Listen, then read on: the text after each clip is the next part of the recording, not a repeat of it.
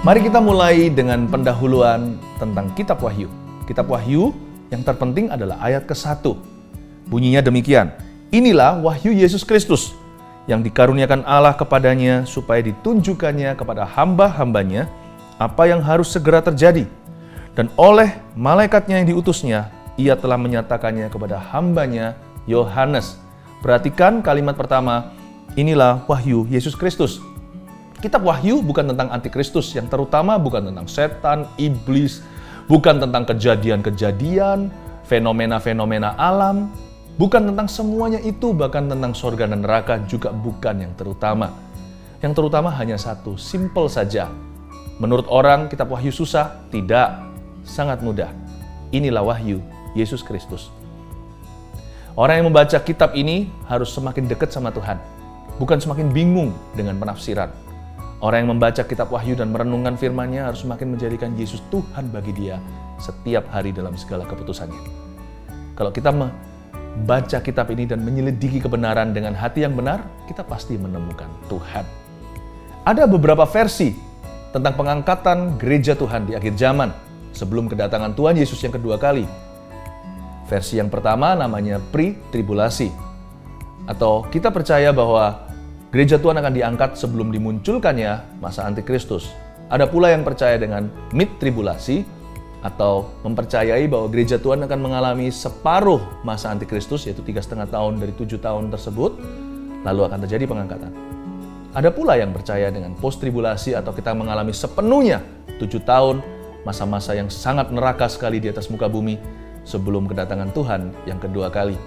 Gereja Mount Sharon percaya pre-tribulasi, karena kami yakin pasti ada perbedaan antara orang benar dengan orang fasik. Tuhan adil bagi orang-orang yang sungguh-sungguh hidup setiap hari dalam takut akan Tuhan di akhir zaman ini.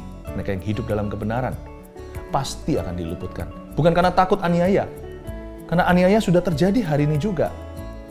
Di sini, di sana, orang-orang yang mengalami tekanan, bahkan sengsara, menderita, disiksa, tidak sedikit di dunia. Bahkan juga banyak yang telah menjadi martir bagi Kristus di mana-mana. Tapi saya yakin Tuhan itu adil bagi kita yang hidup di dalam Tuhan hari ini. Nah, andai kata ternyata yang terjadi dalam mid-tribulasi juga nggak apa-apa, pasti kasih karunia Tuhan cukup bagi kita. Kalau kita harus mengalami 3,5 tahun masa-masa antikristus. Kalau kita setia dalam perkara kecil, pasti diberi perkara besar. Dan ketika dibutuhkan pertolongan Tuhan, kalau kita setia sekarang, kita pasti akan diberi kekuatan lebih saat itu. Bahkan kalau post-tribulasi yang terjadi juga nggak apa-apa. Jadi kita nggak perlu berdebat. Karena bagaimanapun juga, itu semuanya hanyalah mengingatkan kita untuk berjaga-jaga. Tapi ternyata kalau pre-tribulasi yang terjadi, bukankah seharusnya semua orang bersyukur diluputkan? Intinya adalah, inilah wahyu Yesus Kristus. Jadikan Yesus Tuhan tiap hari dalam hidupmu. Tak perlu takut masa depanmu. Apapun yang terjadi, Tuhan tanggung semua. Saya akan tunjukkan sebuah chart untuk mengingatkan Anda apa itu pre-tribulasi dan bagaimana kejadiannya nanti sesuai dengan yang kami yakini di dalam firman Tuhan. Coba lihat bagan di depan Anda yang saya sediakan sebagai rangkuman kejadian-kejadian sesuai dengan nubuatan Alkitab. Masa kini, yaitu hari ini, sekarang juga kita nggak tahu hari, saat, waktunya, sangkakala berbunyi kita menyongsong Tuhan di udara. Dan kalau itu terjadi, gereja absen dari dunia, bumi masuk dalam masa susah yang disebut dengan masa pemerintahan antikristus. Berbagai macam hukuman Allah akan terjadi atas bumi dan atas dunia yang kita ketahui sekarang ini dengan 7 materai, 7 sangkakala, dan 7 cawan murka Allah. Dan waktu-waktu itu adalah waktu-waktu yang tidak pernah terjadi sebelumnya, dan Tuhan begitu baik, meskipun orang dunia yang ditinggal adalah orang-orang yang tidak sungguh-sungguh, Tuhan mempersingkat waktu supaya mereka tidak terlalu sengsara.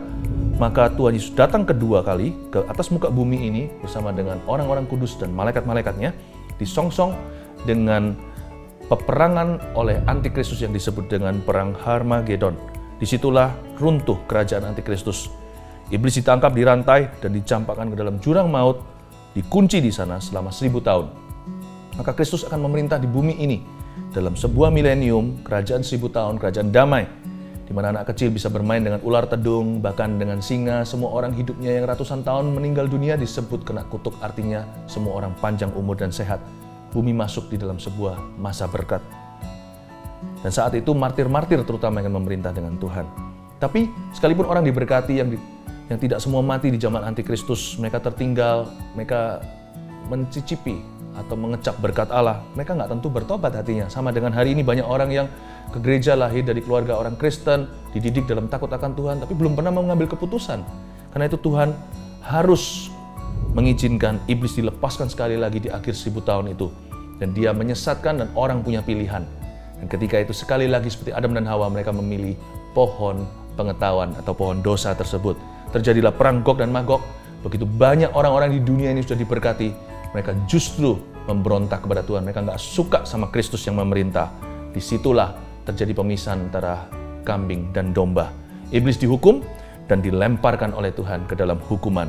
Lalu setelah itu ada penghakiman terakhir, yaitu pengadilan tahta putih. Disitulah pemisahan antara orang yang ke sorga atau mengikuti iblis masuk ke dalam lautan api. Itulah yang disebut dengan kekekalan. Sekarang mari kita lanjutkan pengajaran kitab Wahyu ini. Dan mari kita bawa hati dan dengar-dengaran dengan suara Roh Kudus. Buka Alkitab bersama dengan saya. Mari ambil catatan dan juga pena, buka di Wahyu pasal yang kedua. Kepada jemaat di Efesus. Alkitab jangan jauh dari tangan, Alkitab adalah pedoman. Sudah temukan? Kalau sudah temukan, katakan, Maranatha, Yesus datanglah. Iya, puji Tuhan. Jadi ngerti apa arti kata Maranatha ya. Sekali lagi, kebaktian 1 saya sampaikan tentang banyak pewahyuan tak terulang. Kebaktian berikutnya setelah ini saya lanjutkan di pasal 3 tentang rema Tuhan bagi jemaat agar jangan satu pun tertinggal. Kita harus hidup dalam firman. Kebaktian terakhir nanti di pasal 4, saya akan menceritakan bedanya pengangkatan gereja Tuhan dengan kedatangan Tuhan yang kedua kali. Di sini banyak orang Kristen masih bingung. Karena itu, pastikan Anda tidak miss satu sesi pun. Kalau Anda luput satu, Anda mesti dengarkan DVD atau CD-nya. Kita sekarang lihat langsung di Wahyu pasal 2. Judulnya kepada jemaat di Efesus, katakan Efesus. Gereja pertama Tuhan suruh Yohanes tuliskan pewahyuan. Sekali lagi, wahyu bukan hanya wahyu akan datang, wahyu juga wahyu masa kini. Tuhan tahu kondisi setiap gerejanya dan di mana jemaatnya berada di dalam rencana Allah. Ada yang sedikit keluar, ada yang meninggalkan Tuhan, ada yang tetap setia, tapi juga yang kehilangan kasih. Tuhan tahu. Tuhan itu ingin bicara secara pribadi kepada engkau dan aku. Karena itu sekarang saya jelaskan, di gereja Efesus ini banyak pewahyuan tentang kondisi kita sekarang. Ya, Efesus adalah sebuah kota besar, salah satu kota berpengaruh di zaman itu. Dia adalah ibu kota Asia Minor, bukan Asia Tenggara, Asia yang kita kenal ini Asia Turki maksudnya. Di Efesus ada sebuah kuil dewa Artemis dan industri besar di sana adalah industri berhala. Mereka bikin patung-patungan Artemis. Paulus pernah melayani di Efesus, gerejanya besar di situ. Tradisi mengatakan bahwa sejarah juga mencatat bahwa di Efesus pernah ada gereja dengan jemaat beranggotakan 60.000 orang. Timotius pernah jadi gembala di sana, tapi Paulus sebelumnya yang merintis di situ. Paulus pernah memperingatkan mereka selama pelayanan 3 tahun di sana kalau dia pergi suatu hari akan banyak pengajaran yang aneh-aneh dan pengajaran sesat akan masuk ke kota itu. Jadi mereka harus hati-hati. Jadi coba sekarang kita mengerti dulu konteksnya. Mari kita baca ayat pertama. Tuliskanlah kepada malaikat jemaat di Efesus. Inilah firman dari Dia yang memegang ketujuh bintang itu di tangan kanannya. Dan berjalan di antara ketujuh kaki dian emas itu. Berhenti di sana, saya jelaskan ayat pertama. Kenapa malaikat kok ditulisin surat? Yang pasti malaikat di sini bukan bersayap. Ini adalah pastor gereja itu. Tahukah Anda, Tuhan menyebut mereka dalam pewahyuan ini lewat Yohanes, tuliskan kepada malaikatku, malaikat jemaatku di Efesus. Harusnya kita semakin menghargai para gembala di antara kita. Saya berkata begini bukan karena saya sendiri gembala loh ya. Tapi ini kebenaran firman Allah. Saya sendiri punya gembala di atas saya yang saya harus hormati. Bapak, Ibu, Saudara, gembala yang baik, gembala sidang yang baik, Gembala gereja lokal yang baik dan benar, harganya tak terhingga dalam kehidupan kita. Karena mereka seperti malaikat yang Allah utus di dalam kehidupan kita, menjaga kita. Sebelum pasal 2 ini, pasal 1 ayat yang terakhir gak usah kita baca, Tuhan bilang bahwa ketujuh bintang atau ketujuh malaikat jemaat itu, 7 pastors itu, yang tidak disebut namanya, itu di tangan Allah. Tahukah saudara-saudara, hari ini para gembala yang mendengarkan firman ini, para full timer, kita di tangannya Tuhan. Ku di tanganmu, ku di hatimu, di pikiranmu, di rencanamu. Tak pernah ku sendiri. Ku di tanganmu, ku di hatimu, di pikiranmu, di rencanamu. Tak pernah ditinggalkan. Semua satelit kita yang sekarang sedang live streaming dengan jemaatnya, saya punya pesan buat gereja kita. Hargai gembala lokalmu, cintai, doakan, karena mereka juga manusia. Amin, Bapak Ibu Saudara. Dan gereja disebut sebagai kaki dian. Kaki dian emas lagi. Mana ada gereja emas, gak ada gereja yang sempurna. Tapi di mata Allah, gereja selamanya dalam mempelai wanita. God is not for persekutuan doa. Tuhan bukan untuk persekutuan doa, bukan untuk para church ministry atau untuk pelayanan-pelayanan, ministry-ministry. Tuhan itu istrinya tetap sama, gereja lokal. Saya sebut tadi sedikit ulang karena saya tahu di sini ibadah 2 banyak pengusaha. It's okay punya persekutuan doa kalau memelihara kerohanian di kantor. Tetapi pastikan itu sebagai sesuatu pelengkap, bukan pengganti gereja lokal. Ya, apalagi kalau pengusaha bisa punya gereja sendiri. Ini gerejaku sendiri. Jangan, hati-hati. Itu bukan gerejamu.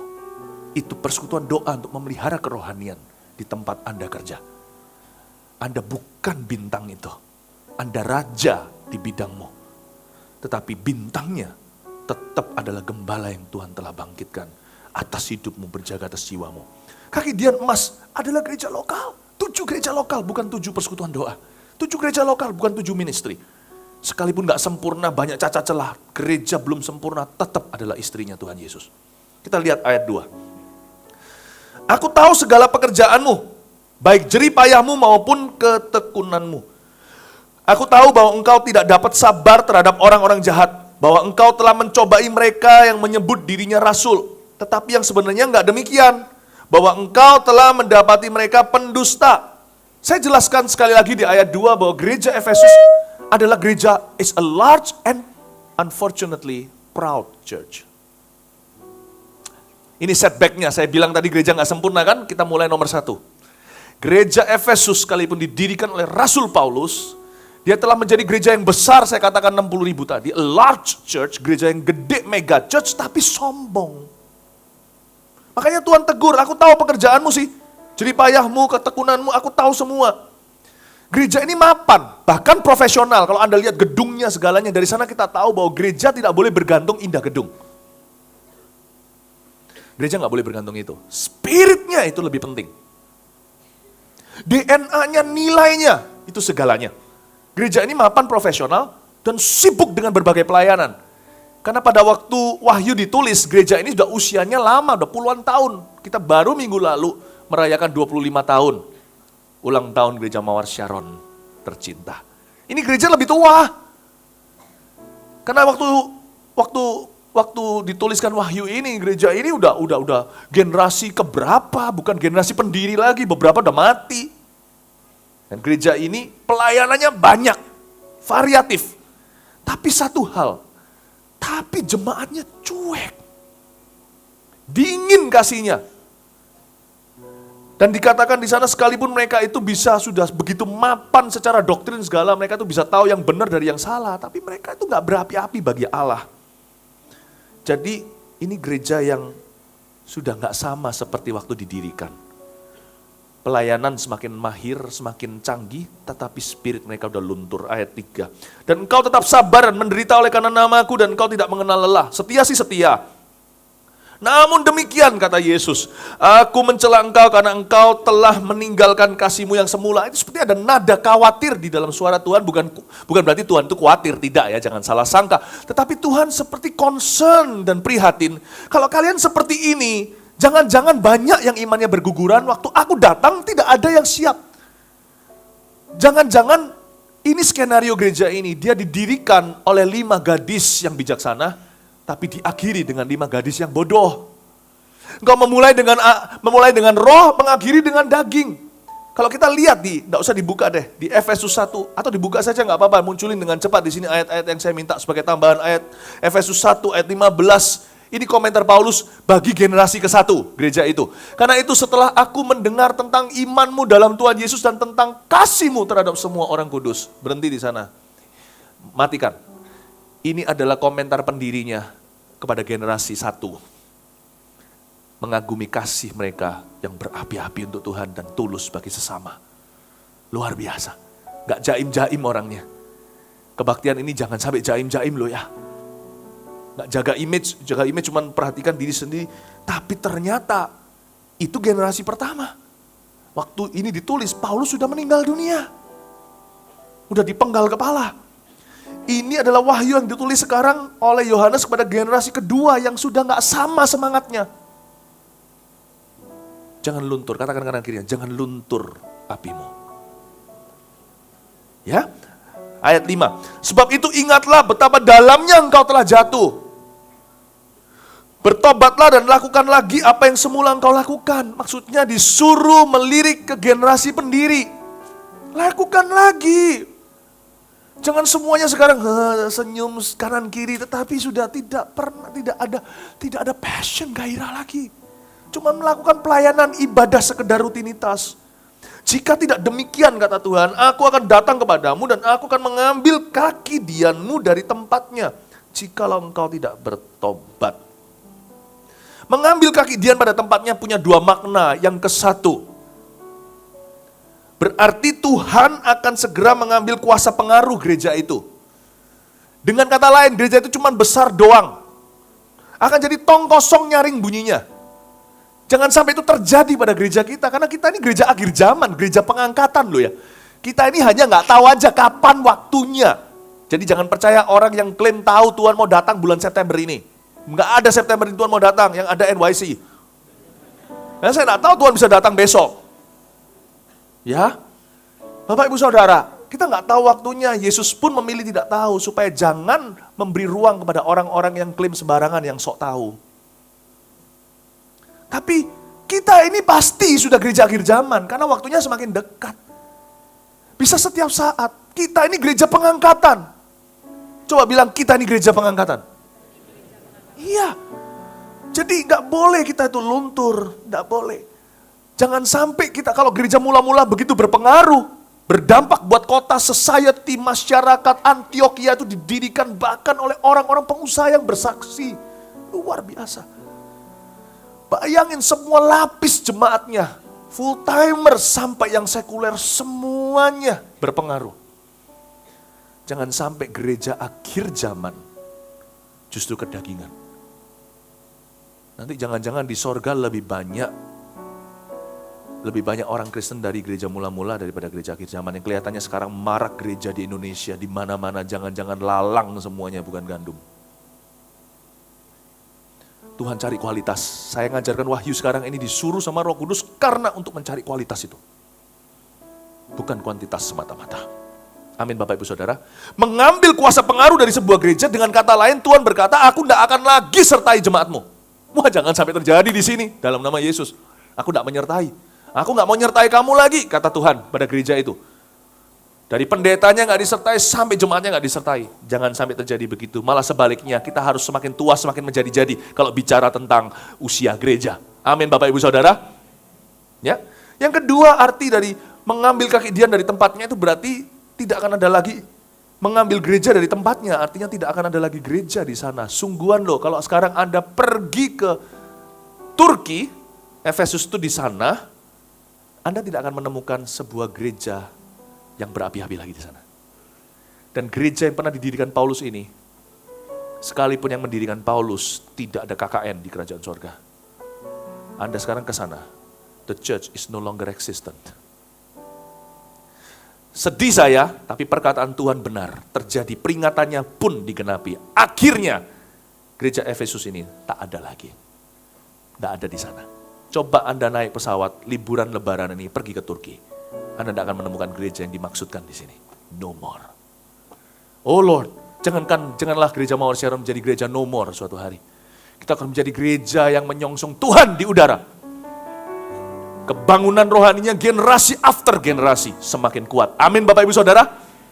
Ya, kita sekarang lihat lagi ayat ke-6. Tetapi yang ada padamu, yaitu engkau membenci segala perbuatan pengikut-pengikut Nikolaus yang juga kubenci.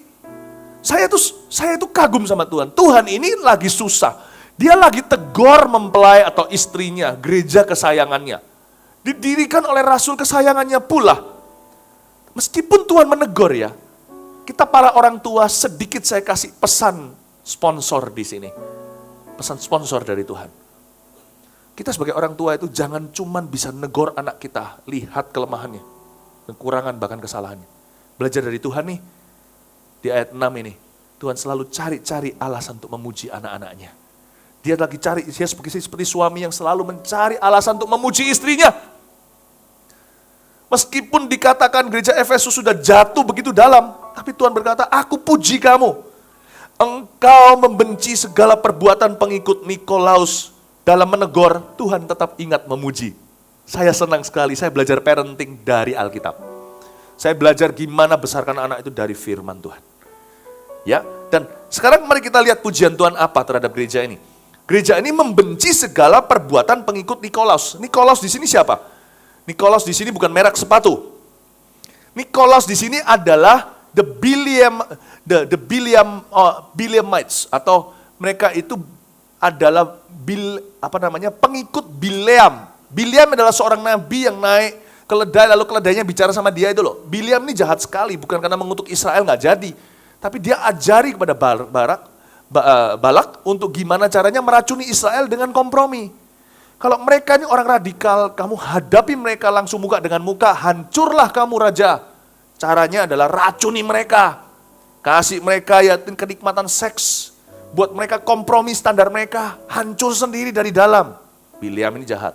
Maka muncul sebuah kelompok Nikolaus yang menganut Bileam. Mereka mengajarkan pada gereja harus tenggang rasa sama kompromi, sama dosa di sana dan sebagainya. Tapi gereja Efesus itu tegas. Kalau hari ini mungkin gereja yang tegas berdiri, tegas berkata tidak pada gay right. Atau tidak berkata tidak kepada yang namanya hak homoseksualitas. Nah, Tuhan ancungan jempol. Sekalipun mereka ini orang-orang yang tidak lagi cinta Tuhan itu dengan segenap hati, tapi mereka tetap tegas berdiri pada beberapa kebenaran. Tuhan puji itu. Karena itu Bapak Ibu Saudara, jangan turunkan standar kita. Yang kita benci bukanlah Nikolausnya. Coba perhatikan ayat 6. Yang kita benci adalah segala perbuatan pengikut Nikolaus. Kita tidak membenci orang-orang gay. Tapi kita tidak akan pernah merestui dan menyetujui dosa mereka. Yang kita benci adalah pakaian mereka, dosa mereka. Jadi jangan ikut-ikutan tren yang ada di dunia. Tiba-tiba pasang sign rainbow atau pelangi 6 warna. Kita nggak boleh itu. Kita nggak boleh setuju dan sepakat dengan pengikut Nikolaus.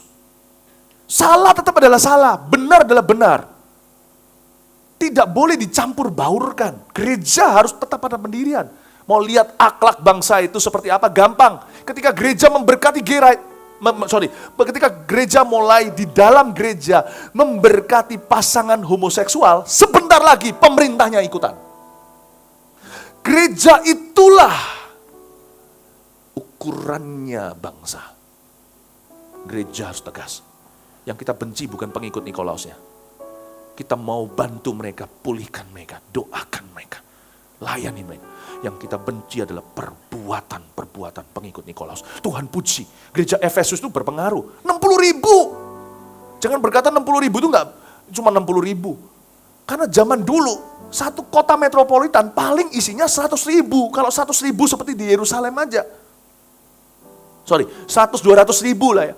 Itu berarti kalau 100.000, 60% itu anggota gereja satu gereja. 200.000 pun itu udah berapa? 1/4 kota ikut mereka. Jadi mereka pengaruh politiknya dahsyat. Tuhan bilang, bagus, kalian tetap tegas berdiri. Hitam di atas putih. Tidak mengkompromi.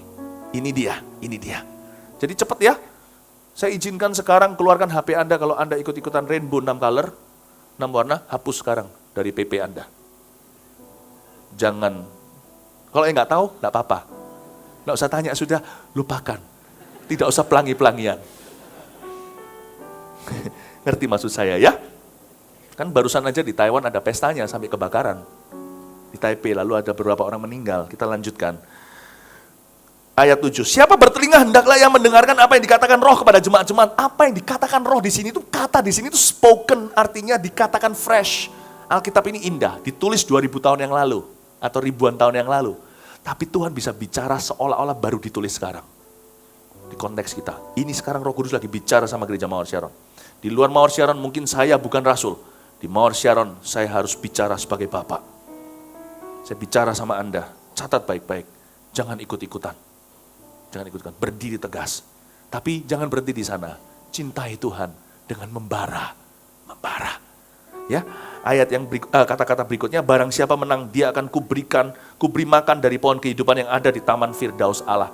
Saya ceritain sedikit. Sejarah dan tradisi mencatat sesuatu yang unik. Setelah di Patmos disingkirkan, diasingkan di sana, Rasul Yohanes, satu-satunya murid Yesus yang tidak terbunuh, tetapi yang matinya dengan damai sampai masa tua, seperti yang dinubuatkan Tuhan Yesus setelah Tuhan Yesus bangkit. Nah, Rasul Yohanes ini setelah di Pulau Patmos, dia ini adalah Rasul Kasih, padahal dulu julukannya Halilintar, orangnya emosian, suka marah. Tetapi sejarah mencatat, tradisi mengatakan, bahwa ketika Yohanes suatu hari mau dianiaya oleh orang-orang Roma yang kejam, bukan hanya salib saja yang kejam, dia dicemplungkan, dimasukkan ke sebuah kolam mendidih dengan air, tapi dia justru refreshing karena Tuhan secara supranatural lindungi dia. Kenapa dia sampai dicemplungkan masuk ke air mendidih? Tidak satu pun tentara-tentara itu berani penggal dia. Setiap tentara disuruh penggal, lebih baik melawan order. Karena mereka tidak bisa tega, meskipun mereka bukan orang Kristen, untuk melukai seorang yang penuh kasih. Kayak Mother Teresa contohnya, teroris mau bunuh dia pun mikir 7 kali. Tega gak ya? Ini Yohanes Pembaptis 7 kali 70 kali itu. Gak tega. Jadi ceritanya gitu, dia itu rasul kasih, penuh kasih. Nah, dia dari Patmos, gak ada yang mau bunuh dia, dimasukin, dicemplungin di kolam juga tidak mati. Dia akhirnya dipindahkan dalam masa sangat tua, dia pulang kembali ke Efesus. Sempat jadi gembala lagi di sana. Ketika di sana, dia sebagai penatua, dia seringkali setiap kali ibadah dibawa ke gereja, dan harus diangkat atau digendong dengan kedua lengannya, karena begitu tua, dia harus duduk di depan, memberi wejangan sama gereja Efesus. Dan karena dia sudah sangat lemah, dia hanya seringkali ucapkan satu kalimat dari minggu ke minggu selalu itu. Dear children, love one another. Dear children, love one another, dan ngos-ngosan, karena dia manula sekali. Turun, jemaat udah dapat. Tapi lama-lama jemaatnya mulai mikir, kok itu terus ya, itu doang. Anak-anakku kasihlah satu sama lain, anak-anakku kasih satu sama lain. Suatu hari ditanya oleh satu jemaatnya, kenapa Bapak selalu hanya bicara itu saja? Dia menoleh dan berkata, karena hanya itu yang perlu. Yaitu mengasihi. Sisanya semua cuma tambahan. Dekorasi. Semua ini cuma dekorasi, tanpa kasih. Tong kosong nyaring bunyinya. Luar biasa, tidak heran bukan? A loveless church, gereja yang tanpa kasih, kehilangan kasih mula-mula. Langsung di station dipasang, langsung langsung ditancapkan di sana sebagai gembala. Di dalam sejarah gereja itu yang paling tinggi, paling klimaks ditaruh seorang gembala yang namanya Rasul Kasih. Ini bicara apa tentang Tuhan? Tuhan taruh gembala sesuai kebutuhan jemaatnya. Dan jemaat ini butuh kasih, dikasih rasul kasih, secinta itu Tuhan sama jemaat Efesus. Namun demikian, pilihan tetap di tangan kita. Karena buktinya gereja di Efesus tidak ada lagi. Seperti nubuatan Tuhan. Mereka betul-betul dipindahkan ke Gideon. Berarti pendeta gembala tidak bisa tolong Anda. Anda harus memilih, itu pilihan pribadi. Sekalipun dikasih Yohanes pun, mereka tetap kehilangan kaki Gideon. Ada mau dikasih pendeta yang merek api, berapi-api, obor Allah juga percuma kalau hati kita tidak memilih untuk mengapi-apikan diri untuk Tuhan. Ini pelajaran dari Efesus. Gak bisa dapat gembala lebih bagus dari itu. Salah satu daripada 12 rasul anak domba Allah itu pun gak menyelamatkan sejarah mereka. Bapak, ibu, saudara, Anda sudah dewasa dalam Tuhan, sudah tahu kebenaran. Pilih Tuhan. Dan pilih yang benar. Amin. Kita lihat sekarang kepada jemaat di Smyrna, kita lihat kepada berikutnya. Dan tuliskanlah kepada malaikat jemaat di Smyrna. Smyrna adalah sebuah kota pelabuhan 25 mil utara Efesus. Di sana besar sekali populasi orang-orang Yahudi yang anti-Kristen zaman itu. Demikian juga besar populasi fanatik pengikut fanatik Romawi. Jadi bisa jadi orang Yunani, orang-orang imigrasi, orang-orang yang migrasi, orang-orang yang pindah, ya, orang imigrasi. Itu besar populasi pengikut-pengikut fanatik Romawi yang menekankan penyembahan kepada kaisar, karena kaisar memang disembah. Jadi dari dua populasi ini aja mereka tercepit di tengah, sudah langsung jelas ini resep bencana atau alias aniaya. Jadi jemaat di Smyrna itu tidak mudah. Tidak mudah gereja berdiri di situ, karena di sana hawanya anti-Kristen banget. Oke, mari kita sekarang baca pesan Tuhan. Dan tuliskanlah kepada malaikat jemaat di Smyrna. Ya, jemaat ini minoritas benar-benar di kota itu. Inilah firman dari yang awal dan yang akhir, yang telah mati dan hidup kembali. Aku tahu kesusahanmu dan kemiskinanmu. Namun engkau kaya, dan fitnah mereka yang menyebut dirinya orang Yahudi, tetapi yang sebenarnya enggak demikian. Sebaliknya mereka adalah jemaah iblis. Perhatikan di ayat 9 saya jelaskan. Kenapa Tuhan berkata bahwa orang-orang Yahudi yang bertemu di sinagoga itu adalah jemaah iblis? Apakah mereka satanis? Dulu di Indonesia ada ramai yang namanya gereja setan, katanya di Manado segalanya. Yang saya tidak khawatirkan gereja-gereja setan gitu. Karena itu kelihatan jelas semua menentang. Jangankan orang Kristen. Masyarakat kita yang non-Kristen pun alergi dengan kata setan. Yang saya khawatirkan bukan itu. Tapi di sini Tuhan bilang, ini orang Yahudi. Orang Yahudi itu terkenal menurunkan Taurat. Alkitab di tangan Anda itu loh. Kejadian sampai Wahyu itu dari orang Yahudi semua. Jangan jauh-jauh, Tuhan kita itu ras Yahudi. Waktu di dunia. Tapi kenapa orang yang bertemu di sinagoga ini, mereka disebut jemaah iblis oleh Tuhan. Loh, Tuhan kok kacamatanya beda. Semua orang mengagumi mereka itu religi. Wah, religius sekali. Bapak, Ibu, Saudara, being religious doesn't mean being spiritual. Itulah sebabnya ada orang berkata, aku gak suka agama menjadi cikal bakal akarnya peperangan saudara. Betul, setuju. Tapi kalau Anda menganggap iman saya ini agamawi, saya tidak setuju. Saya orang rohani. Orang rohani itu hidupnya dengan agenda Allah. Orang kalau religius dalam nama Yesus sekalipun bisa bertengkar loh ya. Aku benci sama orang itu. Biarin dia masuk neraka. Dia gak mau terima Tuhan Yesus. Kelihatannya Yesus dibela. Anda sedang melanggarnya. Nama Yesus Anda manfaatkan kalau Anda membenci seseorang. Tapi agenda iblis yang Anda lakukan karena Anda melaksanakan benci. Ini tricky sekali. Dibutuhkan firman Tuhan yang seperti ini untuk bisa membedakan sumsum dan sendi. Ini kalau operasi, dokter yang gak ahli. Bisa-bisa yang dicuil bukan bagian yang sakit. Dicuil yang sehat. Justru komplikasi. Banyak orang Kristen kalau tidak dekat sama firman Tuhan, kira dia melakukan sesuatu jasa untuk Tuhan. Orang itu, biarin aja dia mati masuk neraka. Tahu nggak? Papa ya, Papa lapor gereja ya, biar masuk neraka. Kayaknya Anda bela gereja, Anda sedang mempermalukan gereja. Karena orang yang menghakimi melakukan agenda setan. Berapa banyak? di media, sosial media contohnya. Orang serang orang. Dasar lu karismatik, bla bla bla dan sebagainya. Jangan kepancing saudara.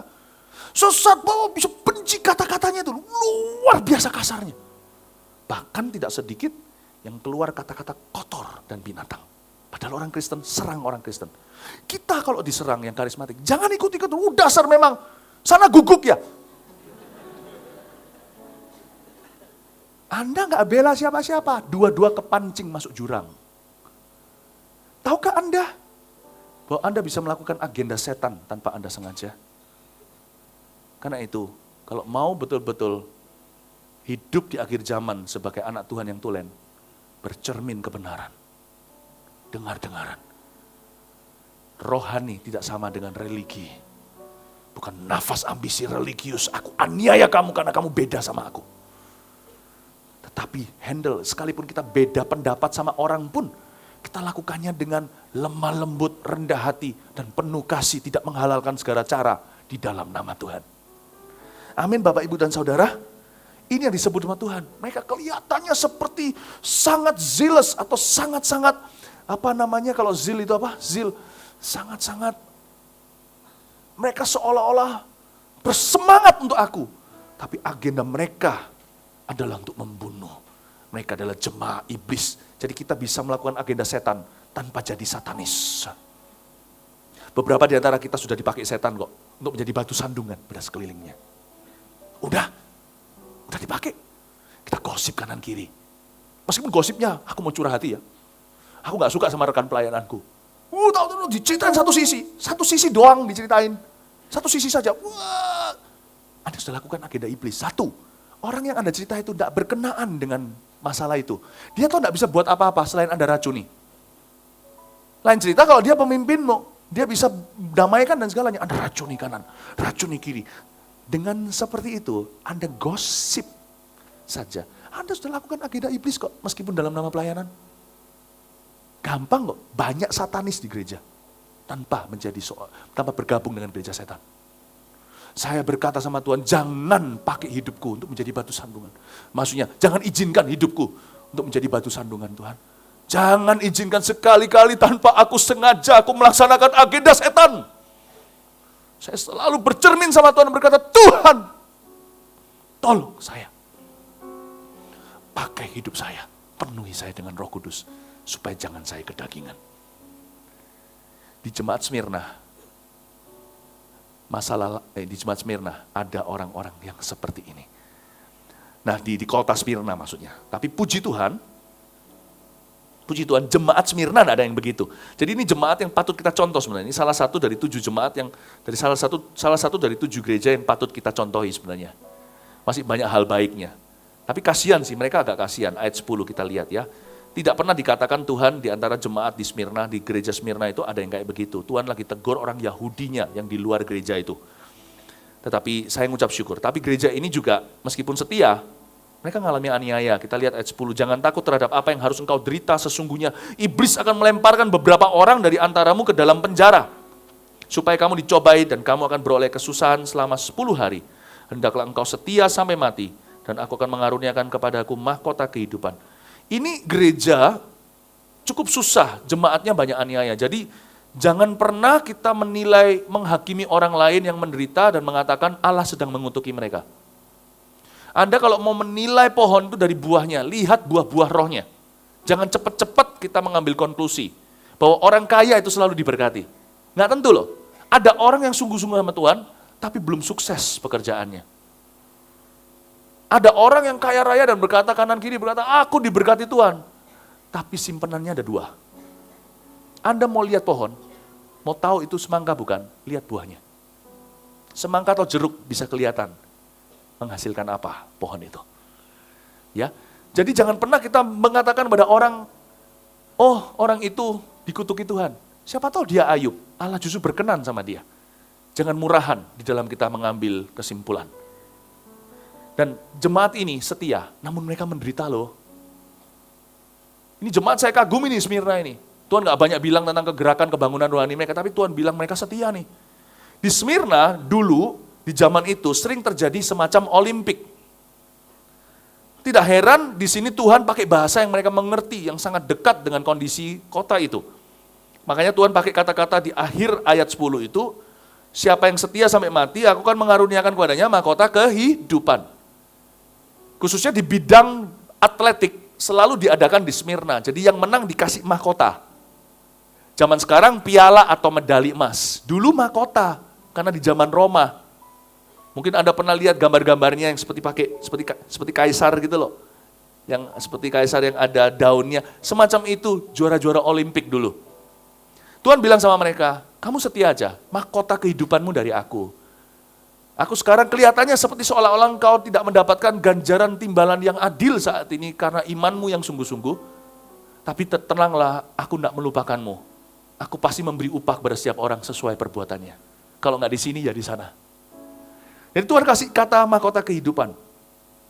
Dan di sini dikatakan iblis akan melemparkan beberapa orang dari antara mereka ke dalam penjara. Dari sini kita harus tahu satu prinsip sederhana. Di akhir zaman hidup akan semakin susah. Dunia ini nggak akan semakin baik. Untuk kita doa di kafetaria aja semakin tidak mudah loh. Coba di tempat kerja, kita tutup mata. Lebih nggak gampang. Bukan karena orang melawan. Karena negara kita puji Tuhan bebas Pancasila. Tapi kerasa di udara bukan? Di atmosfernya. Tekanan itu loh. Kalau orang imannya nggak kuat ya, mending gua nggak doa, atau doa nggak usah tutup mata. Supaya yang lainnya nggak lihat saya lagi doa sebelum makan. Atau doa makannya cepet-cepetan, Tuhan Kamsia. Susah loh. Dunia ini semakin jahat. Dunia semakin jahat. Kasih manusia semakin pudar. Kejahatan silih berganti melanda manusia. Sanggupkah kita bertahan sampai kedatangan Tuhan? Setia dalam pengharapan dan bertahan dalam pencobaan. Tahan uji dalam segala waktu. Tahan uji dalam pencobaan. Tahan uji dalam segala perkara. Dan bertahan sampai kesudahannya. Itu pertanyaannya, bisakah kita tahan uji? Dunia ini semakin gay dan lesbi. Dunia ini semakin gila. Dunia ini kanan sudah jadi kiri, kiri jadi kanan. Mana ada sekarang orang di sports contohnya, dan berkata dengan bangganya, I am a good man. Selalu bilangnya, yeah I'm bad, born to be wild. Bad is good, good is bad. Jadi dunia semakin parah. Bisakah kita tahan uji seperti jemaat di Smyrna? Tapi perhatikan dulu dimulai dari satu. Kalau kita mau tahan uji, kita harus taruh percaya mutlak sama Yesus. Karena Yesuslah yang bisa sertai kita di lembah kekelaman apapun juga. Karena itu orang yang terbiasa kecewa sama Tuhan, kalau gak enak, orang itu gak akan tahan uji. Karena dia sudah WO di depan. Ya, karena kita harus punya satu teologi, doktrin yang benar. Bahwa aniaya, perhatikan saya, itu selalu datangnya dari iblis, bukan dari Tuhan. Karena di Alkitab dijelaskan Tuhan beritahu sumbernya. Jangan takut terhadap apa yang harus engkau derita, ayat 10. Sesungguhnya iblis, bukan Tuhan, bukan aku katanya. Iblis akan melemparkan beberapa orang dari antaramu. Tuhan tidak mencobai maupun dicobai. Tapi kalau Tuhan tidak keluarkan Anda dari pencobaan, pasti Tuhan punya rencana yang lebih indah. Amin Bapak Ibu Saudara. Cepat dibuka di sini aja Yesaya 54 ayat 15. Ini pegang baik-baik. Tidak boleh lagi ada kata aku kecewa sama Tuhan. Nggak punya hak dan itu nggak benar. Apabila orang menyerbu kata Tuhan, itu bukanlah daripadaku. Iblis yang melemparkan beberapa orang dari antaramu masuk ke dalam penjara, bukan aku. Tapi Tuhan masa nggak bisa lindungi? Jangan cepat konklusi. Malah berserah lebih indah.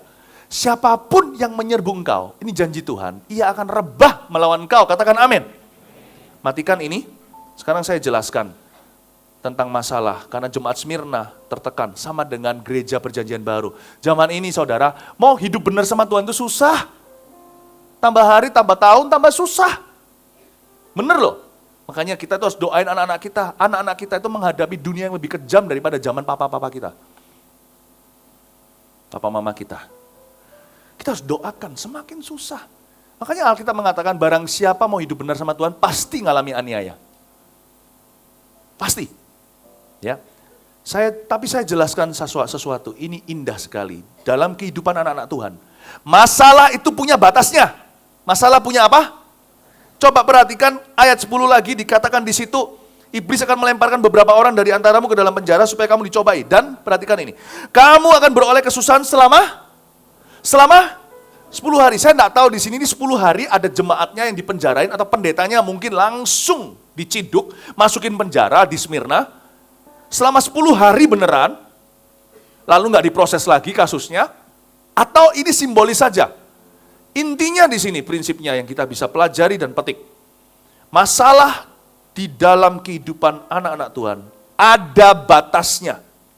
Satu, batas kekuatan. Kita tidak akan dicobai melebihi kekuatan kita, dan itu mutlak dan sah. Boleh kita minta mujizat langsung keluar? Monggo silakan. Tapi kalau belum, percayalah firman Tuhan berkata, jalanku bukan jalanmu, rencanaku bukan rencanamu. Aku tahu apa yang kulakukan, aku pegang kendali, percayalah dan ikuti. Dan Tuhan berkata, di dunia ini kamu akan mengalami banyak pencobaan. Tapi kuatkan hatimu, aku telah mengalahkan dunia. In this world you will face many tribulations. Kata many itu berbicara tentang berkali-kali. But take courage, I have overcome the world. Kata Tuhan Yesus. Amin Bapak Ibu Saudara, Tuhan tidak janjikan smooth sailing kalau kita ikut Tuhan setia itu semuanya akan serba mulus, tidak pernah. Nah, pertama adalah batas kekuatan, yang kedua apa? Tahu nggak? Batas waktu. Setiap permasalahan dalam kehidupan anak-anak Tuhan tidak akan dibiarkan orang benar selama-lamanya goyah. Selalu ada tanggal produksinya dan ada tanggal kadaluarsanya. Jadi Bapak Ibu yang sekarang kena resesi, ini kabar baik buat Anda. Percayalah, resesi Anda dimulai mungkin minggu lalu, atau berapa bulan yang lalu. Percayalah saudara, saya tidak tahu berapa lama lagi Anda akan alami, yang pasti ada tanggal kadaluarsanya buat masalah Anda itu. Anda pasti akan keluar dari itu. Siapa tahu setelah bisnis breakthrough. Haleluya, kasih tepuk tangan bagi Tuhan Yesus. Ini pedang bermata dua sekaligus promosi sekali lagi. Ya, ingat itu, coba katakan kanan kirinya, masalah Anda ada tanggal produksinya, ada tanggal kadaluarsanya. Coba katakan seperti itu supaya semuanya ingat. Ayat 11. Coba siapa di sini yang merasa Roh Kudus sedang berbicara kepadanya? Angkat tangan. Puji Tuhan, kalau gitu ayat 11 tinggal baca lalu. Siapa bertelinga hendaklah ia mendengarkan apa yang dikatakan Roh kepada jemaat-jemaat. Ternyata lagi dengerin suara Roh Kudus ini, bukan suara seorang pengkhotbah. Barang siapa menang, ia tidak akan menderita apa-apa oleh kematian yang kedua. Tuhan itu baik menjanjikan pada jemaat Smyrna, penderitaanmu itu sementara, kata Paulus juga sama. Penderitaan yang kita alami sekarang gak sebanding dengan kemuliaan yang akan datang. Nanti di kematian yang kedua, kamu tidak akan alami yang namanya kematian kedua. Kamu tidak akan mengalami penderitaan itu. Tapi akan mengalami langit dan bumi yang baru. Saya sudah gak sabar sampai kepada pasalnya Wahyu ketika bicara tentang sorga. Tahukah Anda sedikit bocoran? Saya sudah gak tahan nih, tergoda untuk menceritain sedikit. Di sorga itu nanti ada banyak pengalaman taman. There is a garden city that's so beautiful. Saya yakin semua masalahmu tak ada artinya ketika Anda di sana menikmati segalanya. Oh haleluya, sudah sampai sana. Jangan lihatin saya seperti, ayo more, jangan. Saya biasanya tergoda untuk lebih banyak, nanti nggak selesai. Kepada jemaat di Pergamus, kita lanjutkan. Pergamus adalah sebuah kota 1000 kaki di atas bukit. Ini kota ini dataran tinggi. Jadi ini bagi di kota-kota tertentu sekarang, contohnya di mana, di Amerika atau di mana, ini puncaknya atau biasanya banyak orang-orang kaya di situ. Tapi yang penting di sini adalah kota ini ternama sekali dengan intelektualnya. Ini orang-orang pinter semua yang tinggal di sini. Kayak seperti di Amerika Silicon Valley gitu ya. Yang kerja di sana. Ini pusat di Pergamus ada sebuah pusat. Pergamus adalah pusat pendidikan budaya Yunani. Anda harus tahu zaman itu bukan Amerika Serikat, bukan Inggris. Yunani itu pusat peradaban. Romawi itu kekuatan militer. Ya. Yunani itu pusat peradaban. Dan ini adalah orang-orang yang paling beradab, paling civilized. Ini orang-orang yang ini orang-orang yang high class secara kebudayaan. Itu pusat pendidikan budaya Yunani, Pergamus itu. Dan mereka memiliki, are you ready? Sebuah perpustakaan dengan 200.000 buku, zaman itu loh, 200.000 buku. Gila nggak? Luar biasa. Nah, coba kita sekarang lihat. Ternyata yang namanya kota yang kayak begitu, kondisinya seperti apa, kita lihat ayat 12, dan tuliskan kepada malaikat jemaat di Pergamus. Ini adalah pesan Tuhan pada gembala untuk menjagai gerejanya. Inilah firman Dia yang memakai pedang yang tajam dan bermata dua. Pedang yang tajam dan bermata dua mengajarkan pada kita bahwa otoritas Allah tertinggi ada pada firman-Nya. Tuhan bicara sama mereka, jangan goyah dengan banyaknya buku. Salomo sendiri mengajarkan apa? Di pengkhotbah, membuat terlalu banyak buku buat pusing kepala. Loh, bukan berarti saya ngomong begini lalu semua mahasiswa tidak baca textbooknya. Bagaimana bisa lulus ujian nasional? UTS, UAS-nya, akhir semester, tengah semester. Saya berkata bahwa Anda harus fondasikan hidup Anda pada satu buku saja. BIBLE, The Bible, Alkitab. Bapak, Ibu, Saudara, Tuhan sedang ajarkan kepada jemaat di situ, beritahu sama pendetanya, suruh ajarkan, suruh bacakan surat Yohanes, dan suruh follow up. Bahwa jemaat harus dibangun, sekalipun jemaat semuanya itu pembaca buku, semua jemaat di Pergamus itu, pasti sedikit banyak kena pengaruh budaya. Mereka suka baca. Saya justru iri dengan Pergamus, karena orang Indonesia lebih tidak membaca. Malah justru kita butuh membaca. Amin, Bapak, Ibu, Saudara. Tapi nggak apa-apa lah, minimal Anda baca Alkitab dulu, Anda bisa bangga. Jadi kalau Anda perkumpulan internasional gitu, semua orang membanggakan, saya baca ini. Ada orang itu pernah yang baca 20 buku setahun segalanya, Anda jangan mau kalah. Sebagai jemaat Mount Sharon, sekalipun Anda belum sempat baca buku lain, Anda bisa bilang gini, saya satu tahun baca 66 buku. Anda akan membuat semua mata terbelalak. Anda akan menjadi kaum intelektualitas. Kejadian Keluaran Imamat bilangan, itu 66. Tapi baca buku kalau bisa, saya nggak menentang buku, oke? Silakan baca. Baca biografi, baca buku yang baik. Kembangkan, baca buku bisnis. Anak-anak muda baca buku seni, buku ini, buku itu. Kembangkan, expand yourself, expand. Yesaya 54 berkata apa? Kau akan mengembang ke kanan ke kiri, baru setelah itu kemah-kemahmu. Tak akan ada batasnya, tak hemat. Yang dikembangkan Tuhan itu bukan bisnismu. Yang dikembangkan Tuhan bukan studi karirmu. Yang dikembangkan Tuhan adalah dirimu. Kalau Anda berkembang, semua yang Anda pegang berkembang. Expand yourself. Salah satu cara ekspansi itu bukan bisnis, bukan karir, bukan pekerjaan dan peluang. Ekspansi itu adalah pengetahuan. Ya, salah satunya di situ. Tapi ingat, 200 buku ini tak ada tandingannya. Bukan, 200 buku ini tidak sebanding dibandingkan satu, yaitu Alkitab itu. Aku yang pegang pedang yang tajam dan bermata dua. Paulus pernah tulis pada Timotius, firman Tuhan itu adalah pedang bermata dua. Satu Alkitab itu di atasnya segala buku di dunia. Ayat 13, aku tahu di mana engkau diam, yaitu di sana, di tempat tahta iblis, dan engkau berpegang pada namaku, dan engkau tidak menyangkal nama imanmu padaku, juga tidak pada zaman Antipas, saksiku yang setia kepadaku, yang dibunuh di hadapan kamu, di mana iblis diam. Tunggu. Sesuatu ganjil di sini. Ini adalah kota intelektual, bukan kota tuyul dan bakyul. Ini kota yang enggak percaya-percaya, genderuwo, kuntilanak. Bukan. Ini kota intelektual. Budaya Yunani. Anda ingat gak? Yesus ditanya sama orang Yahudi lebih low class waktu itu di Galilea. Tanya sama Tuhan minta tanda. Mereka lebih superstitious. Tapi orang Yunani minta sama Tuhan bukan tanda. Dia minta sama Tuhan hikmat. Minta Tuhan untuk buktikan, bukan lihat tanda satunya. Pokoknya orang Yunani itu nggak percaya gitu-gitu. Lu kok bisa disebut di situ iblis bertahta ya? Aneh. Harusnya iblis itu bertahta di tempat yang katakan yang ada dewa Artemisnya. Yang gitu-gitu. Kok malah tatanya di tempat orang-orang nggak percaya setan? Setan itu nggak perlu dipercayai. Jalankan agendanya, dia sudah kamsia. Dan tahukah Anda, tata setan juga bisa ditemukan di dalam kebudayaan yang maju? Tahukah Anda? Di sini Tuhan katakan, aku tahu di mana kamu tinggal. Kamu tinggal di tempat tahta iblis. Berarti kebudayaan modern juga bisa menjadi tahta iblis. Jangan ikuti semua tren. Justru orang-orang yang tahayul-tahayul gitu, biasanya nggak punya power apa-apa, politik maupun secara ekonomi. Setan juga bisa pakai orang pintar, bukan orang pintar dukun maksudnya, orang pandai. Karena mereka biasanya orang berpengaruh. Tahukah Anda, kalau kita mempengaruhi kebudayaan, dan kebudayaan itu akan mempengaruhi orang, setan tahu jalur itu. Karena itu sekarang tidak heran sebuah negara yang tidak percaya tuyul, tapi lebih percaya UFO atau piring terbang yang menjadi pakarnya. Sebentar lagi lihat, Jepang akan ikut, Taiwan akan ikut, sebab Taiwan selalu ikut apa kata negara ini. Karena negara ini adalah pelindungnya. Negara ini namanya Amerika Serikat. Saya bacakan bahwa ini yang disebut dengan tahta setan.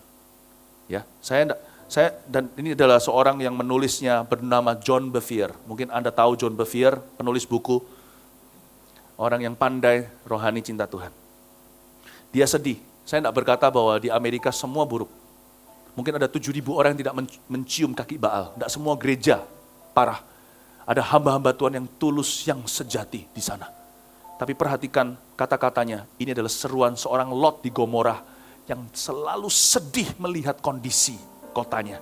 To my fellow Christian leaders in the United States. Kepada sesama orang Kristen, pemimpin-pemimpin Kristen terutama, tokoh-tokoh Kristen di Amerika. Tomorrow is a crucial day, besok adalah hari yang sangat kritis sekali. Tomorrow we need to speak to the people we pastor. Besok kita harus berbicara kepada orang-orang kita gembalakan. Our nation made a decision to take a huge step further away from our Creator yesterday. Ini terjadinya berapa waktu yang lalu, sudah semingguan ya. Ini saya agak telat karena ketemu Anda, nunggu temu Anda baru saya bacakan. Negara kita membuat sebuah keputusan untuk semakin jauh dari Tuhan pencipta kita.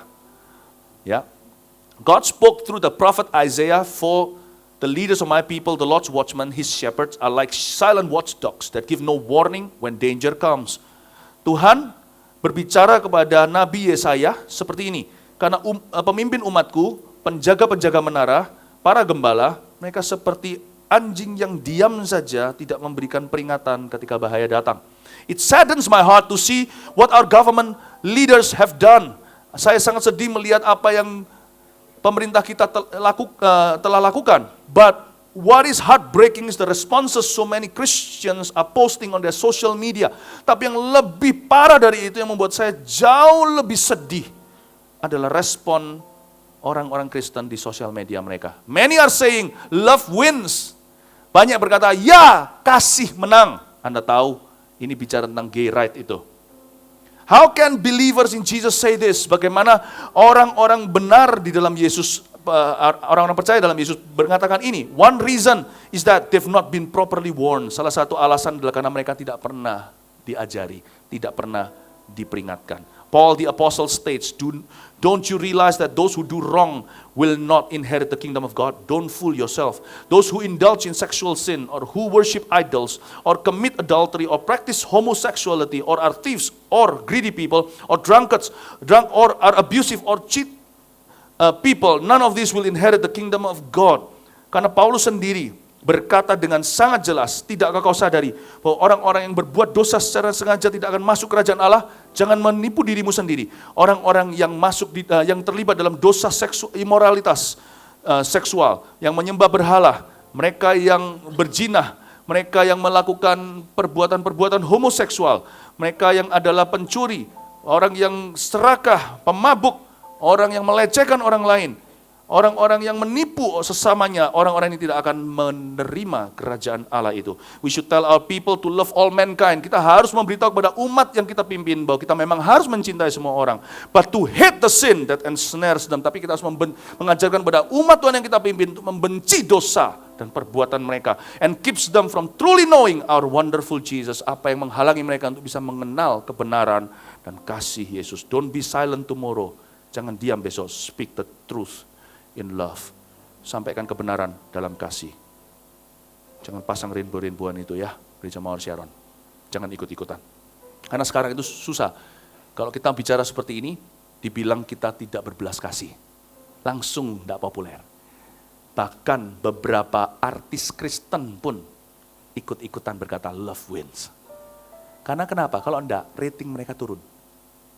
Dunia ini sekarang hawanya lebih kepada membela yang salah. Anda harus hati-hati.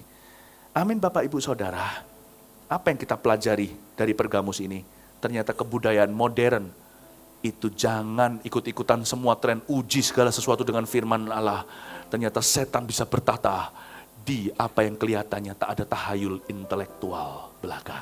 Justru orang-orang berpengaruh dihinggapi oleh iblis tanpa mereka sadari. Itulah sebabnya orang Kristen harus pintar. Bapak ibu saudara, saya orang rohani. Saya lihat mujizat. Saya doain orang, bahasa anak kecilnya, rebah, lihat manifestasi. Tapi saya tidak mau jadi orang yang bodoh. Saya S1, cuman itu aja kekurangan saya. Karena saya mau sekolah lagi, Anda tidak izinkan saya. Siapa yang khotbah minggu depan? Wahyu, Bapak 2. Anda kalau bisa S2, S3 segalanya, silakan asal bukan SMP. Orang Kristen harus pinter. Kalau setan bisa bertata di intelektual seseorang, kebudayaan modern dan maju, setan bisa bertata. Berarti Tuhan bisa bertata di intelektual kita juga. I'm spiritual, but I'm also intellectual. Saya rohani, tapi saya juga nggak bodoh. Saya dorong anak-anak muda sini, sekolah tinggi. Jangan dropan, saya diikuti sama beberapa orang muda yang berkata saya mau dropan, saya bilang jangan, S2 dulu, baru jadi pendeta. Supaya nanti kalau diajak ngomong orang, nggak bengong kanan kiri. Dan, amin Bapak Ibu Saudara.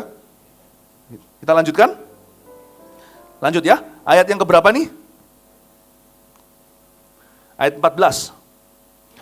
Tapi aku mempunyai beberapa keberatan, ada beberapa terhadap engkau, di antaramu ada beberapa orang yang menganut ajaran Bileam, yang memberi nasihat kepada Balak untuk menyesatkan orang Israel, supaya mereka makan persembahan berhala dan berbuat zina.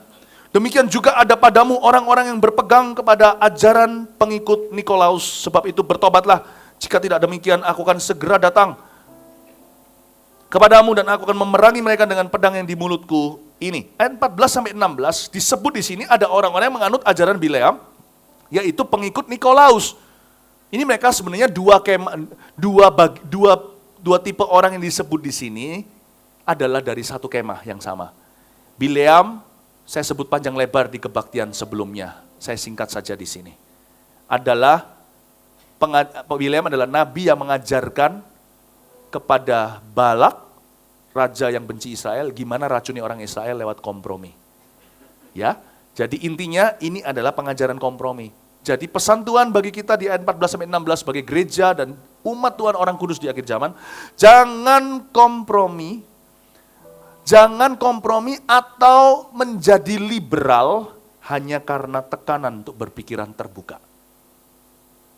Saya sering disebut, Anda pikiran sempit, terserah sana mau ngomong apa. Saya bukan berpikiran sempit, sorry ya. Untuk bisa mengembangkan ministry seperti ini, mana bisa gua sempit pikirannya? Saya nggak sempit. Saya berpikiran benar, bukan sempit. Dan I will not apologize. Aku tidak akan minta maaf karena berpikiran benar.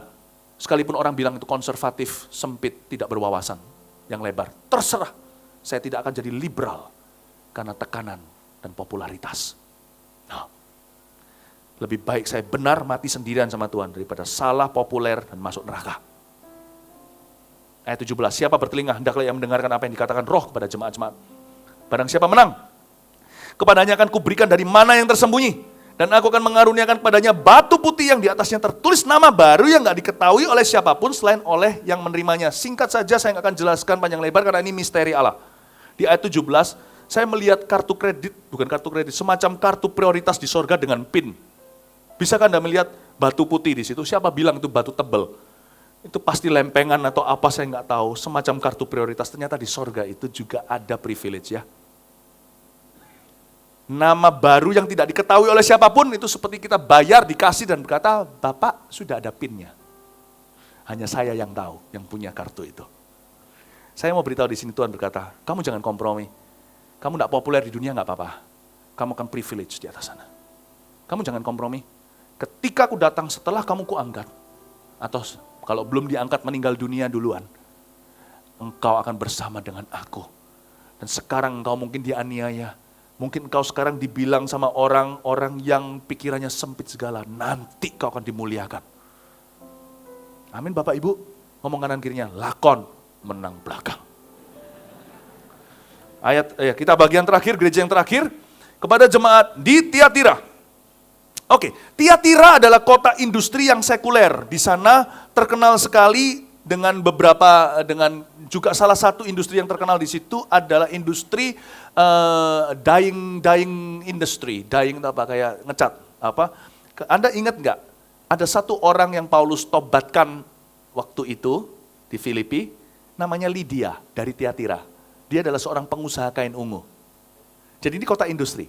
Ini sekuler banget, sekuler sekali. Anehnya, di kota tersebut ada 2 wanita yang terkenal dari kota itu. Satu Lydia yang dicatat di Kisah Rasul, yang satu lagi wanita Isabel ini. Tak ceritain sekarang supaya kita ngerti bahwa Tuhan sangat-sangat kancong.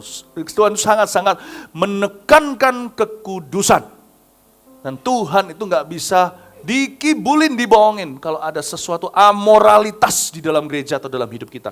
Kita lihat karena Yohanes ini di Patmos, mana bisa tahu apa yang terjadi secara spesifik di sana.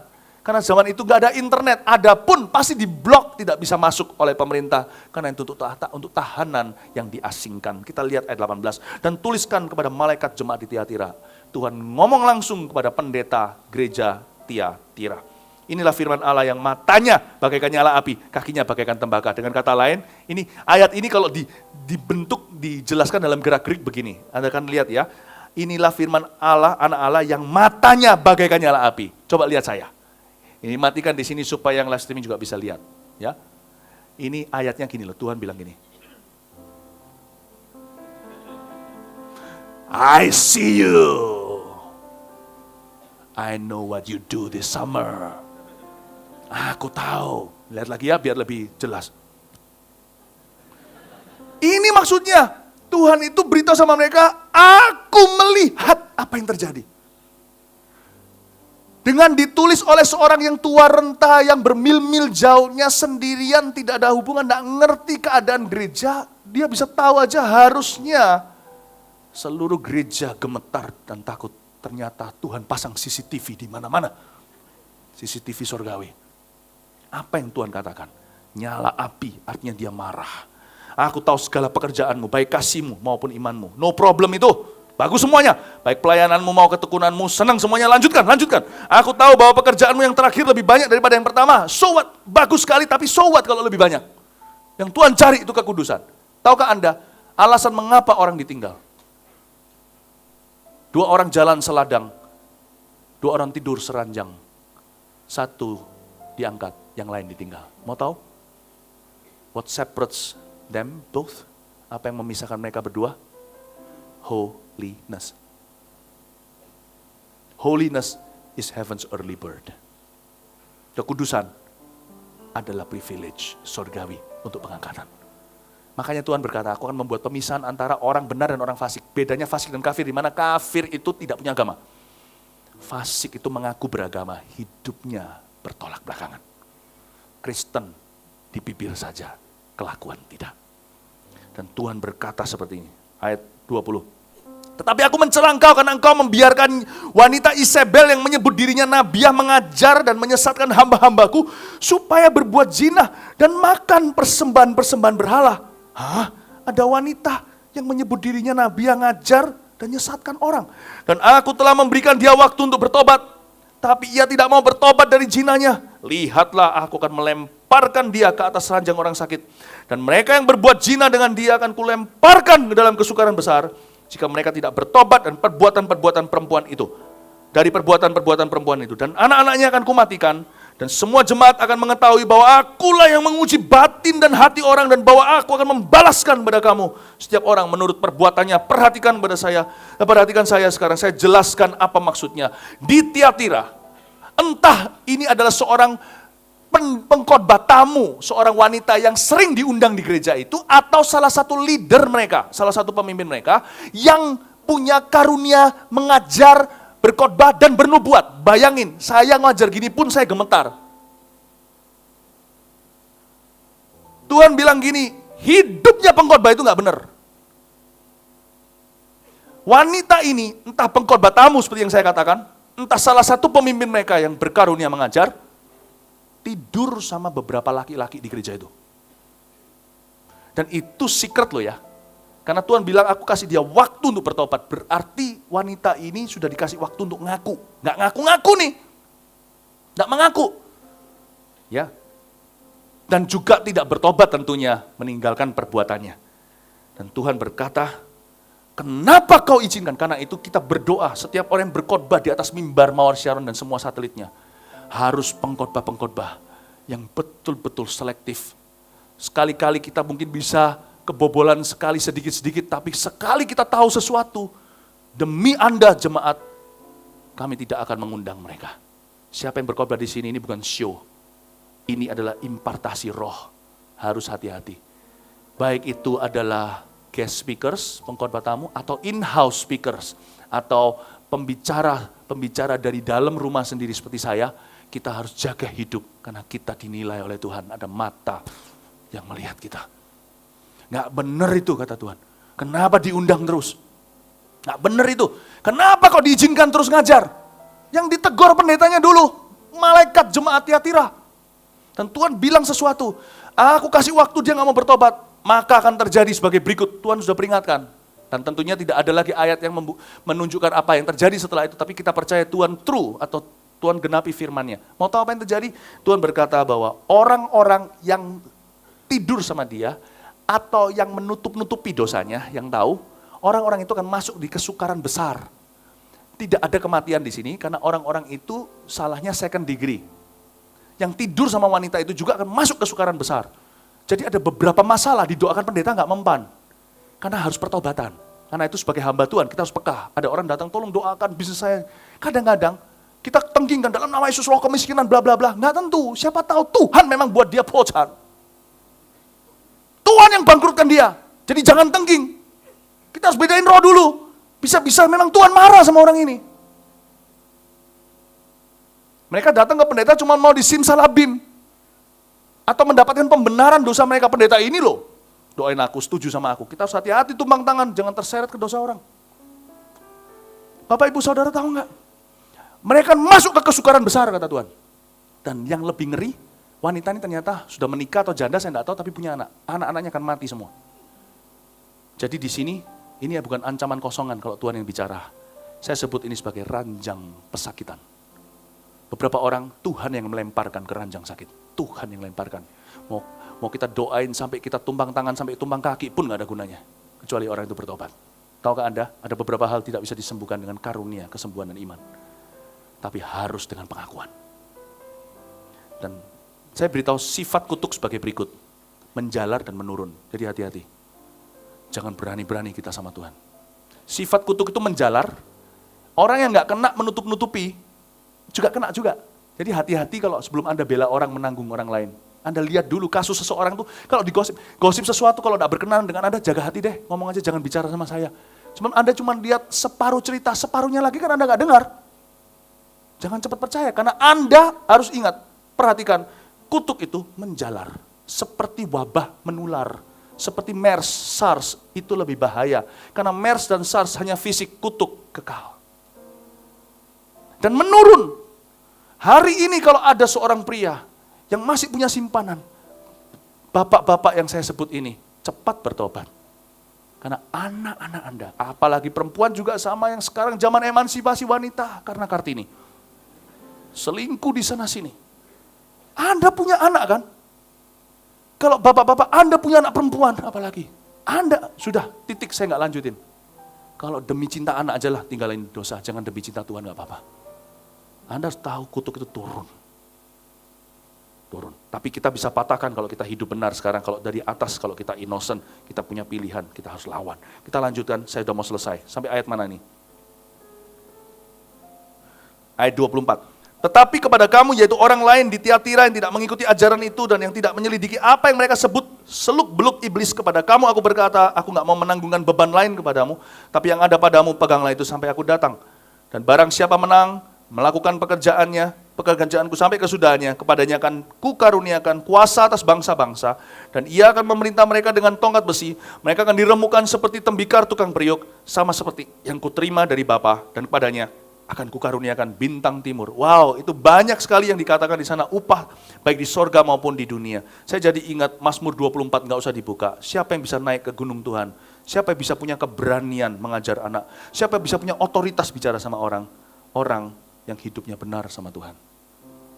Upah yang akan datang, bintang timur, nggak usah disebut deh, nggak usah. Kita nggak usah terlalu tahu misteri Allah. Yang di sini aja Tuhan bilang, kamu akan memerintah dengan tongkat besi. Itu bukan otoriter, memerintah dengan tongkat besi. Kau akan memiliki confidence in life. Orang hidup dalam kekudusan itu punya confidence. saya tahu setiap saat Tuhan angkat. Ayo, saya berani loh sekarang. Di kebaktian 1 saya katakan, Tuhan pemisahnya itu bukan domba dan serigala. Kalau itu udah jelas. Tapi pemisahnya domba dan kambing kalau soal pengangkatan. Kambing dan domba. Ayo, Bapak Ibu Saudara, kalau Tuhan datang sekarang detik ini juga. Saya enggak tahu, saya enggak menghakimi, saya tidak di kursi penghakiman. Saya enggak tahu berapa banyak orang yang diangkat. Di ruangan ini aja, berapa yang ditinggal. Only God knows. Pendeta pun, gembala pun enggak tahu. Karena Tuhan bilang, belum waktu. Jangan pisahkan lalang dari gandum. Nanti pengangkatan akan memisahkan mereka. Berjalan seladang, tidur seranjang. Satu diangkat, satu ditinggal. Itulah pemisahan malaikat nanti. Sekarang detik ini, Tuhan datang. Jemput kita, bukan datang kedua kali. Pengangkatan. Will you miss it? Apakah Anda akan terlewat? Tidak tahu. Siapa bertelinga, ayat 29. Hendaklah ia mendengarkan apa yang dikatakan roh kepada jemaat-jemaat. Roh Kudus bicara apa sama kita hari ini?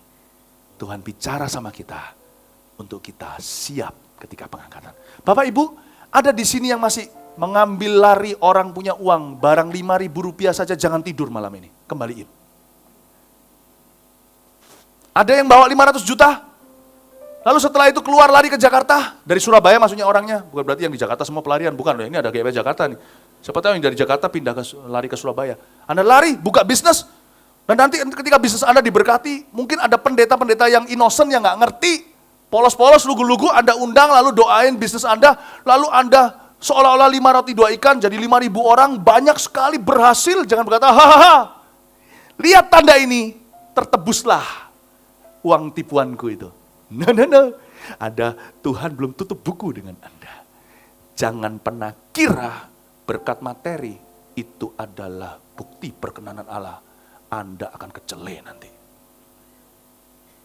Anda bisa berkata, buktinya loh Tuhan berkati pekerjaanku. Mau bukti? Cari orang di luar sana yang non-Kristen yang diberkati pekerjaannya. Lihat, Tuhan kalau turunkan hujan, nggak hanya orang Kristen saja, rumahnya yang kering, semua basah. Tuhan kasih kepintaran karena manusia diciptakan dalam gambar dan rupa Allah, nggak usah jadi orang Kristen, masih ada sisa-sisa gambar rupa Allah, sekalipun sudah jatuh dalam dosa. Orang yang pintar, dikasih Tuhan berkat, dikasih Tuhan bakat. Kita nggak ada yang lahir langsung bahasa lidah kan? Tapi kita sudah bisa gambar kan? Sudah bisa nari kan? Sudah bisa nyanyi kan? Tuhan kasih bekal. Dan ada yang jalan kan? Jalan juga. Tuhan berkati. Bukan berarti orang Kristen aja yang bisa kaya. Berarti kalau Anda bisa jadi kaya, Anda masih ambil uang orang. Saya rasa itu tekennya kontrak jiwa ya. Anda harus tahu, itu tekennya kontrak jiwa. Sama setan dan sama iblis. Kalau Anda di sini, yang ada bawa selingkuhannya sekarang ke kebaktian ini. Sekarang zaman ini luar biasa. Orang selingkuh tidak lagi di bawah gantang. Bisa bawa ke gereja. Kembali ke suamimu. Pulang ke rumah, kembali ke istrimu, buang simpananmu. Ganti rugi pakai uang, tapi kembali ke istri yang sah. Jangan pernah, Anda ketahuilah bahwa ketika sangkakala berbunyi, saya tidak tahu berapa banyak yang akan tersisa. Hanya Tuhan yang tahu. Tugas kami hanyalah memperingatkan, jangan menjadi lalang. Oh, saya selesai dengan ini. Terakhir-terakhir kan ada heboh yang namanya bunyi sangkakala di sorga kan? Mungkin itu saya lagi bersiul, mereka rekam kemana-mana. Australia, Kanada, dan sebagainya. Saya enggak tahu lah, jangan spekulasi ya. Ada nggak ada itu, firman Tuhan tetap benar. Tuhan datang, kedatangannya sudah dekat. Ya. Tapi saya pernah sekali dipaksa orang untuk betul-betul kasih konklusi, ini konklusi saya. Ya udahlah, gini aja cara berpikirnya. Anggap aja malaikat lagi gladi bersih. Siap-siap sebentar lagi Tuhan mau menjemput kita. Haleluya, kasih tepuk tangan bagi Tuhan Yesus. Come on. Mari kita semua bangkit berdiri. Kita berdoa, siapkan perjamuan kudus. Lalu kita selesai. Haleluya. Oh iya, by the way, pengajaran saya ini setelah kebaktian ini langsung ready di Pustaka Raja Wali. Ini Anda bisa langsung turun dapatkan, langsung. Saya minta memang request demikian. Beli semua serinya sampai akhirnya. Karena berita tidak akan saya ulang 2 kali. Setiap sesi tidak ada duanya untuk sesi berikutnya. Jadi Anda harus bisa dengarkan sendiri. Anda pasti diberkati. Tuhan Yesus, ya satelit juga sama. Bisa langsung ke Pustaka Raja Wali, tapi mungkin nggak tahu nanti bisa menyusul gimana, atur sendiri. Terima kasih Tuhan, terpujilah namamu. Nyanyi satu lagu, entah apa, terserah. Happy ya juga nggak masalah. Praise the Lord. Oh, praise the Lord. Anda diberkati Tuhan? Ya, amin. Oke. Belum selesai, tanya lagi. Anda diberkati Tuhan? Amin. Ya. Sudah belum? Lagu apa? Tuhan dalam hadirat-Mu berhiaskan kekudusan. Seluruh surga sujud menyembah-Mu. Ku tersungkur dan berseru,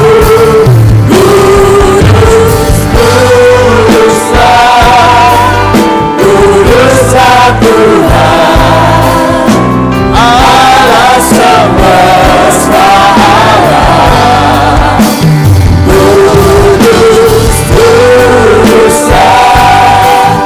Kuduslah Tuhan, surga bumi. Kita nyanyikan lagu ini sekali lagi.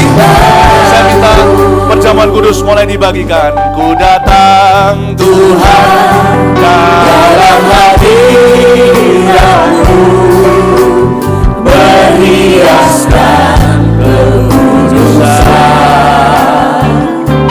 Seluruh surga sujud menyembah-Mu. Ku tersungkur dan berseru,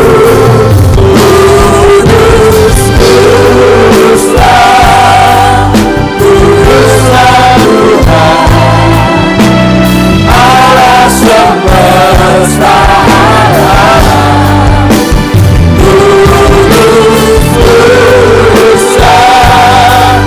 Kuduslah Tuhan, surga bumi menyembah.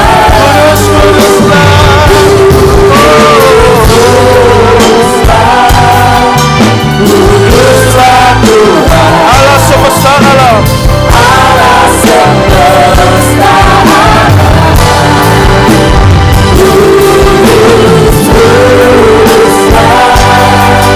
Kuduslah Tuhan, surga bumi menyembah. Surga bumi menyembah-Mu. Surga bumi menyembah-Mu. Surga bumi menyembah. Surga bumi menyembah. Mari kita angkat roti di tangan kita, satukan iman kita, kita satu tubuh Kristus. Yang lemah dikuatkan, lutut yang goyah dikuatkan, tangan yang turun terangkat. Ya Tuhan, kami tidak ingin kalau Tuhan datang sekarang juga. Yang mana kalau Tuhan gak datang detik ini juga, Tuhan bisa datang kapan saja. Kami gak mau satu pun saudara seiman kami di Gereja Mawar Syaroni, satu pun domba yang Kau percayakan tertinggal. Karena itu kami satukan iman, bahwa kami percaya Tuhan, ya Tuhan yang menjagai hidup kami. Mari kita sama-sama taruh iman kita kepada Tuhan, satu corporate faith, iman bersama. Kita katakan pada Tuhan, Tuhan jagai kita, dan kita jagai anak cucu keluarga kita, dan apapun, siapapun yang berharga bagi kita. Tuhan terima kasih, kami makan dengan iman kepadamu, kami satu tubuh. Dalam nama Yesus, makan.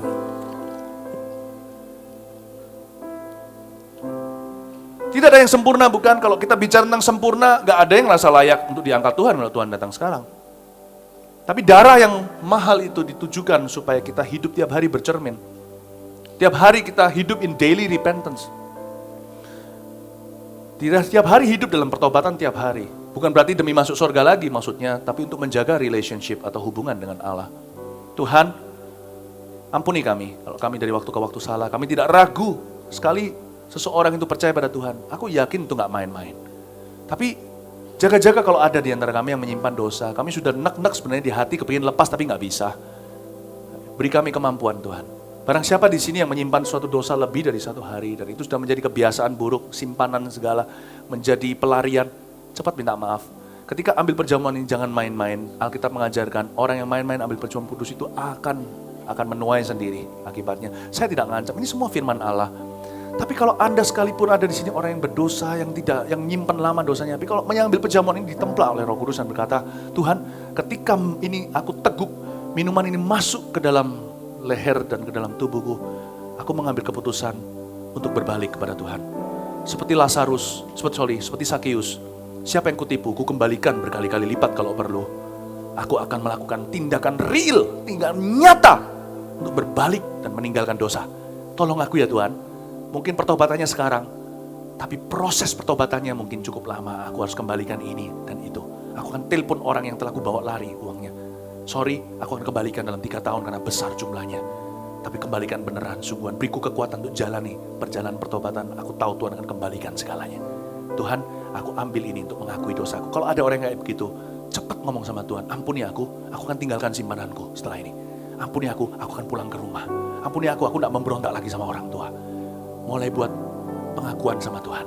Dan kalau kita tidak ada suatu dosa kadaluarsa apa di hati pikiran kita, cukup pegang ini sebagai nurani. Tuhan jagai kami setiap hari. Mari minum dalam nama Yesus. Haleluya. Haleluya. Kudus, kuduslah. Kuduslah Tuhan. Allah semesta. Kudus, kuduslah. Kuduslah Tuhan. Surga bumi menyembah-Mu. Surga bumi menyembah-Mu. Surga bumi menyembah-Mu. Katakan kami semua menyembah-Mu. Kami semua menyembah-Mu. Terimalah berkat dari Allah Bapa, kasih karunia dari Tuhan Yesus, pengurapan dan persekutuan dengan Roh Kudus menyertai-Mu hingga Tuhan menyongsong kita di awan-awan. Kapanpun Tuhan datang, kami gereja Tuhan siap menyongsong-Mu. Sebelum Tuhan datang, kami akan berbuah lebat bersama dengan Roh Kudus. Dalam nama Yesus, haleluya, amin. Selamat siang, Tuhan memberkati.